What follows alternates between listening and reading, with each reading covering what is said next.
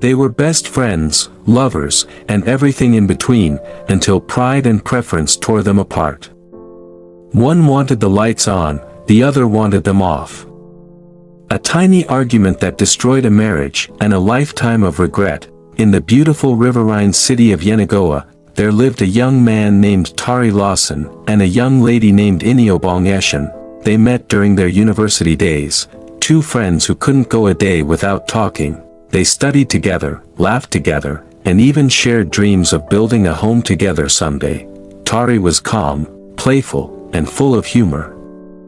Iniobong was gentle, smart, and deeply emotional. Everyone admired their friendship. When Tari finally proposed after school, Iniobong said yes with tears of joy. Their wedding was small but beautiful. Two best friends, now husband and wife. They moved into a cozy apartment, full of laughter, love, and shared dreams, but only for a while. It all began one quiet night. Tari wanted to sleep with the light on. Iniobong, on the other hand, couldn't stand it. She wanted total darkness. They argued, laughed it off the first time. But soon, it became a recurring fight. Every night turned into a debate. Every bedtime became a battle. Tari would say, "Ini, please, I can't sleep in darkness. It feels like I'm suffocating." She would reply, "And I can't sleep with the light on, it gives me headache. Why can't you just compromise?" Days turned into weeks, weeks turned into 6 painful months of silent treatments, petty fights, and emotional distance, until one morning, Iniobong packed her things and left. Tari didn't stop her, his pride wouldn't let him, and that was how a marriage built on love and friendship ended over a light switch.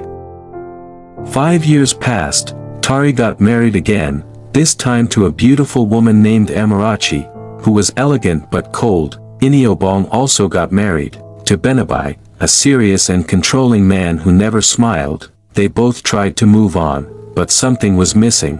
For Tari, no one laughed at his jokes like Iniobong did.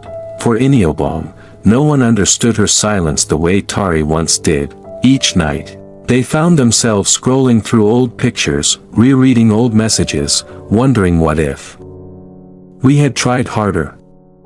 One day, fate played its card. They met again, at a friend's wedding in Port Harcourt. When their eyes met, time froze. They both smiled faintly, not out of joy, but out of painful remembrance. Tari was the first to speak. "You still hate sleeping with the lights on." Iniobong chuckled softly, "And you still hate the dark." They both laughed, but the laughter was filled with tears. They spent hours talking, about what went wrong, about how pride destroyed what love had built. By the end of the evening, Tari said, "It wasn't the light that broke us. It was pride."